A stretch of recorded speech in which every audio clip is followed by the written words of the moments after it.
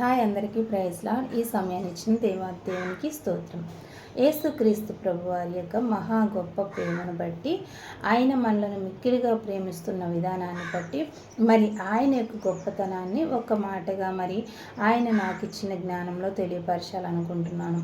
యేసుక్రీస్తు ప్రభువారి యొక్క ప్రేమ ఎంత మాధుర్యము, ఎంత అమూల్యముగా ఉన్నది అని మనం ఒకసారి జ్ఞాపకం చేసుకున్నట్లయితే, యేసుక్రీస్తు ప్రభువారి యొక్క ప్రేమలో ఆయన ఈ సర్వ సృష్టికర్త ఉండి, ఆకాశమును సింహాసనముగా, భూమంతయు ఆయన పాదపీఠమై ఉండి, ఆయన మనలను మిక్కిలిగా ప్రేమించి, మన పాపముల కోసం ఆయన మనిషిగా ఈ లోకానికి వచ్చి 33.5 సంవత్సరాలు జీవించి, ఆ 33.5 సంవత్సరాలు కూడా ఎలా నీతి నిజాయితీగా జీవించాలి, ఎలా ఇతరులకు సహాయం చేస్తూ జీవించాలి, మనము ఇతరులకి మాదిరికరంగా ఎలా జీవించాలి, ఈ లోకంలో గౌరవంగా ఉండాలంటే మనము ఎటువంటి ప్రవర్తన కలిగి జీవించాలి, ఏది శాశ్వతము ఏది అశాశ్వతము అని మనకి ఎన్నో ఉపమానాల రూపంలో బోధల రూపంలో ఆయన జీవించిన ఆ 33.5 సంవత్సరాలు కూడా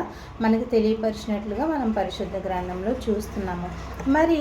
ఆయన ఆ సమయంలో ఆయన ఆ 33.5 సంవత్సరాలు ఆయన జీవించిన ఆ జీవిత కాలంలో కూడా మన కొరకు ఆయన ఒక గొప్ప గిఫ్ట్ అనేది మనకి రాయించినట్లుగా మనం చూస్తున్నాము. నిజంగా ఆ గిఫ్ట్ అనేది ఈరోజు మన దగ్గర లేకపోతే, నోటి మాటతోనైతే మనం ఎవరూ కూడా అంతలా నమ్మి ఉండేవారు ఏం కాదేమో.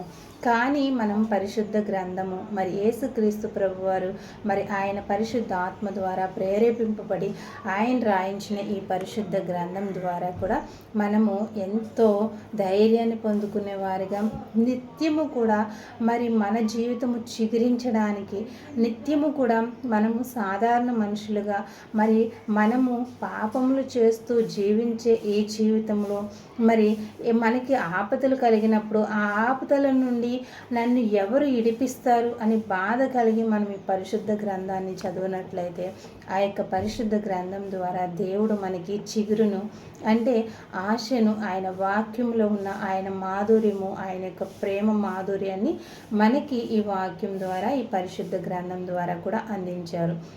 అంత గొప్ప దేవుడు ఆయన బోధ చేసి, అప్పుడు ఆ సమాజంలో ఆయన ఉన్నప్పుడు ఉన్న ఆ మనుషులకు బోధ చేయడమే కాకుండా మనకి మన పిల్ల తరతరములకు కూడా ఈ నిలిచి ఉండినట్లుగా ఈ పరిశుద్ధ గ్రంథాన్ని కూడా ఆయన పరిశుద్ధ ఆత్మ ద్వారా రాయించిన ఆయన ప్రేమ ఎంత మాధుర్యం అనేది మనము గమనించుకోవాలి. నిజంగా అన్నిటికంటే కూడా ఈ లోకములో చాలా ప్రాముఖ్యమైనది మనము ఒక్కసారి పరిశుద్ధ గ్రంథంలో చూసినట్లయితే, సామెతల గ్రంథము 4వ అధ్యాయము 7వ వచనం చూసినట్లయితే, జ్ఞానము సంపాదించుకున్నటయే జ్ఞానమునకు ముఖ్య అంశము. చూడండి, అంటే మనకి జ్ఞానం సంపాదించుకోవడమే జ్ఞానముకు ముఖ్య అంశము. అంటే మనకు కావలసింది, ఈ లోకంలో జీవించినంతకాలం మనకి కావలసింది మెయిన్ జ్ఞానం అనేది కావాలి. ఆ జ్ఞానం మనం ఎలా పొందుకుంటామో, ఆ జ్ఞానం మనకి ఎలా వస్తుంది అని మనం గమనించుకుంటే, సాధారణంగా ఈ లోకంలో ఉన్న స్టడీస్ వల్ల కలిగే జ్ఞానం వేరు, తల్లిదండ్రులు చెప్పే మాటల వల్ల కలిగే జ్ఞానం వేరు. కానీ ఈ పరిశుద్ధ గ్రంథం వల్ల కలిగే జ్ఞానము వాటన్నిటికంటే కూడా ఎంతో అమూల్యమైనది. ఎందుకంటే ఈ పరిశుద్ధ గ్రంథంలో పక్క ఇంటికి వెళ్ళినప్పటి నుండి, పక్క వాళ్ళ ఇంటికి వెళ్ళినప్పుడు మన పట్ల వారి అభిప్రాయం ఎలా ఉంటుంది, మనము మన ఎదటి వారిని ఏ వరుస పెట్టి మనం పిలిస్తే మన పట్ల వారు చెడు చూపు చూడకుండా ఉంటారు, మనము ఎటువంటి ఆహారం తిన్నా, ఎక్కడ తింటే అది మేలు, ఇలా ఎన్నో ఆయన ఈ పరిశుద్ధ గ్రంథంలో ఆయన పరిశుద్ధ ఆత్మ ద్వారా ఆయన రాయించినట్లుగా మనం చూస్తున్నాము. నిజంగా ఆయన ప్రేమ ఎంత మాధుర్యమో. ఎందుకంటే ఇటువంటి జ్ఞానం సంపాదించుకోవాలంటే నిజంగా అదృష్టం అనేది ఉండాలి. నిజంగా అది దేవుడు ఎన్నిక ఉంది కాబట్టి మనము మరి ఖచ్చితంగా బైబిల్ గ్రంథం చదివే వాళ్ళందరం కూడా మరి ఎంతో అదృష్టవంతులము. దేవుడు ఆయన యేసుక్రీస్తు ప్రభువారు మనల్ని ఎన్నుకొని ఈ పరిశుద్ధ గ్రంథాన్ని మన ముందు పెట్టారని మనం తెలుసుకోవాలి, గమనించుకోవాల్సిన వారిగా ఉన్నాము. మనము మా లైఫ్లో ఇది ఇవ్వండి యేసయ్యా, మా లైఫ్లో ఈ కార్యం చేయండి యేసయ్యా అని అడిగే వారిగా ఉంటున్నాము. కానీ ఆయన ఇచ్చిన వాటిని బట్టి ఆయన్ని స్తుతించే వారిగా ఉంటున్నామా? అసలు ఈ పరిశుద్ధ గ్రంథం ద్వారా మనం ఎంత జ్ఞానం పొందుకుంటున్నాం?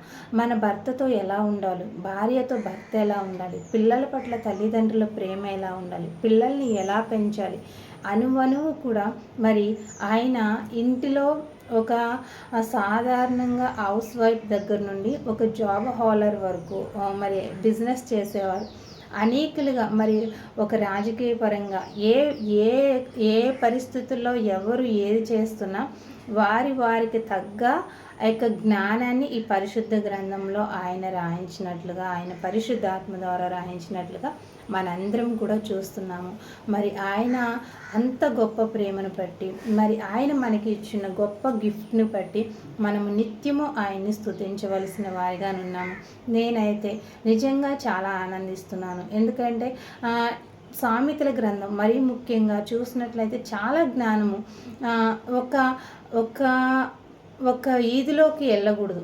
అక్కడ ఒక చెడిపోయిన స్త్రీ అక్కడ నుంచొని ఎలా నిలబడి ఉంటుంది అంటే, అక్కడ ఒక బజార్లో నిలబడి ఉంటే ఒక స్త్రీ తను సిగ్గిమాలిన మొహం పెట్టుకొని అట్లా కొన్ని వచనాలు నాకు అనిపించినప్పుడు నాకు చాలా ఆనందంగాను, బాబోయ్ అవునా ఇలా ఉంటారా, అయితే ఇలా ఉంటే ఇలా అనుకుంటారా, ఇటువంటి వారు ఇలా ఉంటారా అనే ఆలోచనలు సాధారణంగా చదివే ఆ రోజు వారి ఒక అధ్యాయం చదివే నాకే ఇంత జ్ఞానం దేవుడు ఇంతలా నాకు ఆయన వాక్యం ద్వారా మరి నాకే తెలియపరిస్తే నిజంగా మరి ఎంతో మందిలో దేవుడు ఎంతో గొప్ప టాలెంట్ ఉంచారు. 1, 2, 3 వచనాలు రోజుకు 3 అధ్యాయాలు 4 అధ్యాయాలు చదవగలిగిన వారు ఎంతోమంది ఉన్నారు. మరి అలా చదివినప్పుడు దేవుడు వారికి ఎంత జ్ఞానం ఇస్తారు అనేది నాకైతే తలుసుకుంటేనే చాలా సంతోషంగా ఉంది. నా బిడ్డల పట్ల కూడా నేను ఈ పరిశుద్ధ గ్రంథాన్ని ఫాలో అయ్యి ఇంకా నా పిల్లలకి ఈ యొక్క విధి విధానాలను నేర్పిస్తే చాలేమో అన్నంత సంతోషం నాకు కలుగుతుంది. పరిశుద్ధ గ్రంథంను బట్టి దగ్గరగా ఒక 3 months నుండి అయితే పరిశుద్ధ గ్రంథానికి మరీ దగ్గరయ్యాను నేను.